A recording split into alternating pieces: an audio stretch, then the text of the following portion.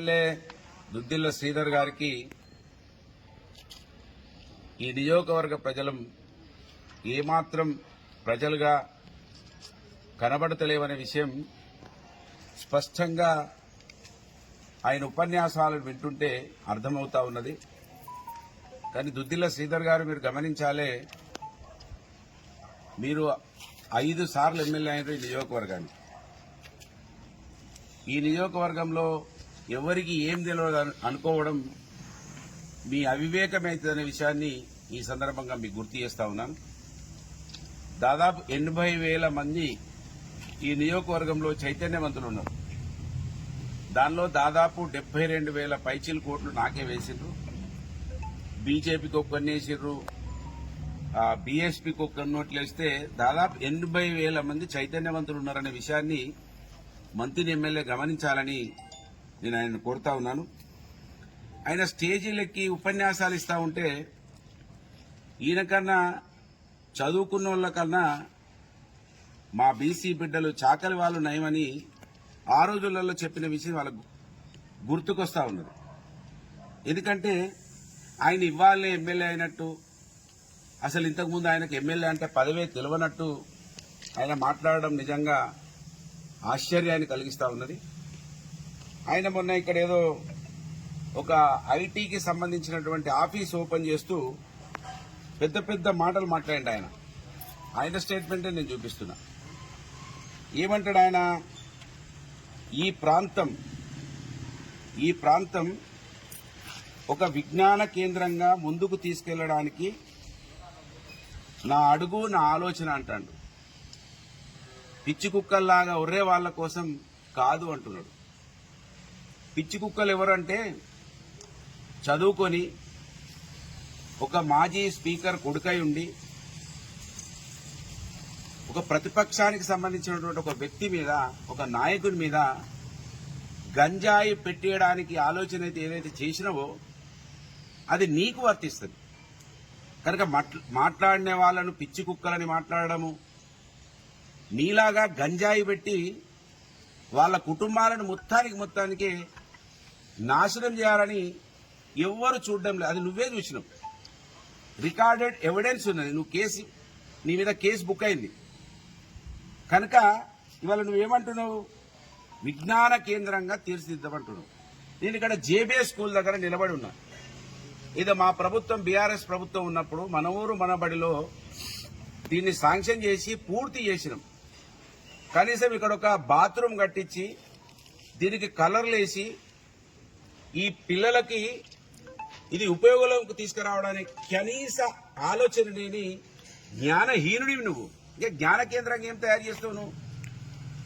కనుక ఎమ్మెల్యే గారు, మీరు 17 నెలలైంది, 2వ అకాడమిక్ ఇయర్ స్టార్ట్ అయింది. మీరు మంత్రి అయిన తర్వాత 2వ సంవత్సరం విద్యా సంవత్సరం ఏది జూన్ 12 నుంచే క్లాసులు ప్రారంభమైంది. కనీసం ఈ స్కూళ్లు మీరు పిల్లలకు అందుబాటులోకి తీసుకురాలేదు. ఏం విజ్ఞాన కేంద్రంగా చేస్తావు నువ్వు విజ్ఞానవంతులు అనుకొని నీ అంత అవివేకులు లేడనేది ఈ సమాజం గమనించాలి. 80,000 మంది గమనించినప్పటికీ ఇంకా కొంతమంది నీ మాటలకి, నీ చేష్టలకి కొంతమంది ఏదైతే ఆలోచనలోకి రాలేకపోతున్నారో వాళ్ళ విజ్ఞానం కోసమే మేము ప్రయత్నం చేస్తున్నాం. మాట్లాడితే ఉపన్యాసాలు ఇచ్చుడు, విజ్ఞాన కేంద్రంగా చేస్తానుడు. నీలాగా గంజాయి కుట్ర చదువుకోని వాడు చేయడు. నీలాగా ప్రజా జీవితంలో ఉన్న వాళ్ళు ఎవరు కూడా చేయరు. అని నువ్వు ఒక వ్యక్తి మీద నీకు 20 సంవత్సరాలు సేవ చేసి నీకు అన్నం పెట్టినటువంటి కిషన్ రెడ్డి గారి మీద నువ్వు ఏదైతే గంజాయి పెట్టే కుట్ర చేసినవో అంతకన్నా నీచమైన వ్యవస్థ ఈ భారతదేశంలో ఏ నాయకుడు చేయడు. నువ్వు చేసిన విషయాన్ని మర్చిపోతున్నావు. అంటే ఎదుటి వాళ్ళకి ఏం అర్థం కాదు, నేనేది చెప్తే అదే వింటారు, నమ్ముతారు అని నువ్వు ఏదైతే భావిస్తున్నావో అది మంచి పద్ధతి కాదు. ఈ జేబీఏ స్కూల్కు నువ్వు జవాబు చెప్పాలి. వాళ్ళ నువ్వు మాట్లాడితే నేను స్కూళ్లను కాలేజీలను తెచ్చినా, నువ్వేదైతే జేఎన్టీయూ తెచ్చినా అని చెప్తున్నావో, నువ్వేదైతే ఐటీఐ తెచ్చినా అని చెప్తున్నావో, ఆ ఐటీఐ కాలేజీలలో, జేఎన్టీ కాలేజీలలో 100% మంత్రి బిడ్డలు చదువుకోరు. నీ కోట్లేసినటువంటి మంత్రిని బిడ్డలు చదువుకునేటువంటి కేంద్రాలు ఏవైతే ఉంటాయో అవి ఈ ప్రాథమిక విద్యాలయాలు, కాలేజీలు, ఈ స్కూల్స్లలో ఈ మంత్రిని బిడ్డలు 100% చదువుతారు. నీ జేఎన్టీయూ కాలేజీలో మంత్రిని బిడ్డలు ఉంటారా? అక్కడ రాష్ట్రం అంతా కౌన్సిలింగ్ అయితే ఎక్కడెక్కడో పిల్లలు వచ్చి చదువుకుంటారు. దానికి మంత్రి పిల్లలకి ఏమాత్రం ఉపయోగం లేదు. జేఎన్టీయూ కాలేజ్, ఐటీయూ కాలేజ్ కూడా ఏమాత్రం ఉపయోగం లేదు. దానికి ఏమైనా మంత్రి కోటా ఉందా? జేఎన్టీయూ కాలేజీల్లో, ఐటీఐ కాలేజీలలో మంత్రి విద్యార్థులకు ఏమైనా కోటా ఉంటుందా? జ్ఞానం లేకుండా మాట్లాడుతావు. నేనే జ్ఞానవంతుని అనుకుంటావు నువ్వు. పిచ్చి కుక్కల్లాగా పిచ్చి కుక్కలని మాట్లాడుతున్నావు నువ్వు. ఎవరు పిచ్చి కుక్కలు అవుతారు? చదువుకొని ఇప్పటి వరకు ఈ పాఠశాలను ప్రారంభించకుండా నువ్వు మంత్రి అయి 17 నెలలు గడిచినా ఇప్పటి వరకు దీన్ని అందుబాటులోకి తీసుకురాలేదు. ఎవరైతారు పిచ్చి కుక్కలు? ఒకసారి జవాబు చెప్పు ఈ సమాజానికి. ఎవరికి అర్థం కాదని నువ్వు మాట్లాడుతున్నావు. స్టేజీలోకి ఏది పడితే ఒర్రుతున్నావు. ఒర్రుడు కాదు, పని చేయి. 17 నెలలైంది నీకు మంత్రి పదవి వచ్చి. ఇవాళ్లే మొదటిసారి నువ్వు మంత్రివి కాదు, 3వ మంత్రి పదవి నీకు చేతిలోకి ఇస్తే ప్రజలు ఏం చేస్తున్నావు నువ్వు? మంత్రి నడుబెట్టులో ఉన్నది జేబీఎస్ స్కూల్. ఇంకా గ్రామీణ ప్రాంతాల్లో పరిస్థితి ఏ విధంగా ఉన్నదో ఈ సమాజం అర్థం చేసుకోవాలి. 2 సంవత్సరాలు 2వ అకాడమిక్ ఇయర్ లో కూడా నువ్వు దీన్ని అందుబాటులోకి తీసుకురాలేదంటే నువ్వు ఇంకేం విజ్ఞాన కేంద్రంగా తయారు చేస్తావు? ఇంకా గొప్పలు చెప్తున్నావు. ఇది అన్నాడు విజ్ఞాన కేంద్రంగా తయారు చేస్తారట. బుద్ధి ఉందా? జ్ఞానం ఉందా? మంత్రి పట్టణంలో ఉన్న జేబీఎస్ స్కూల్ ఇప్పటి వరకు ఒక బాత్రూమ్ కట్టి కలర్లు వేసి ఈ కాంపౌండ్ వాళ్ళ బట్టి వీళ్ళని ఇక్కడికి సౌకర్యాలు కల్పించలేదు. కనుక మంత్రి ఎమ్మెల్యే ఇప్పటికైనా గమనించు. ఏదైతే నువ్వు ఎవరితోటో ఒర్రిపిచ్చి, ఎవరితోటో మాట్లాడిపిచ్చి, నేనే ఇదే విధంగా పైసలు నోట్ల సంచులు పట్టుకొని వచ్చి గెలుస్తా అనుకుంటున్నావు కదా, ఇప్పటికి పనిచేయే డబ్బులు.